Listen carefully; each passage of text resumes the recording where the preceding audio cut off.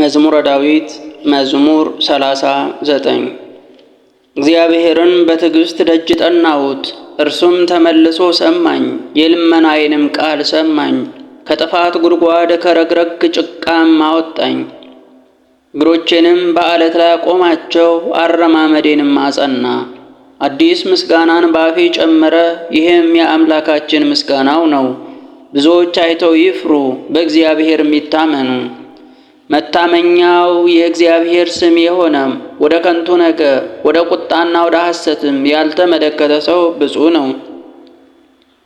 አቤቱ አምላኬ ብዙ ታምራትን አደረግ፣ ሐሳብህንም ምንም የሚመስለው የለም። አወራሁ፣ ተናገርኩ፣ ከቁጥርም በዛ። መሥዋዕትንና ቁርባንን አልወደድኩም።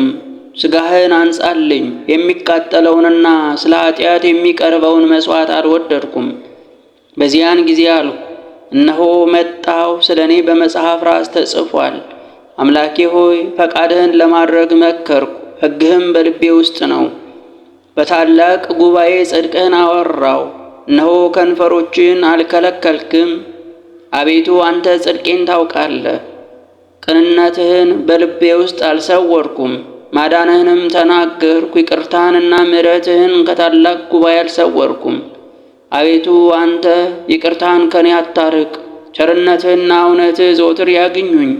ቁጥር የሌላት ክፋት አግኝታኛለችና ኃጢአቶቼ ተገናኙኝ፣ ማየትም ተስኖኛል። ከራሴ ጠጉር ይልቅ በዙ፣ ልቤም ተወኝ። አቤቱ ታድነኝ ዘንድ ፍቀድ፣ አቤቱ እኔን ለመርዳት ተመልከት።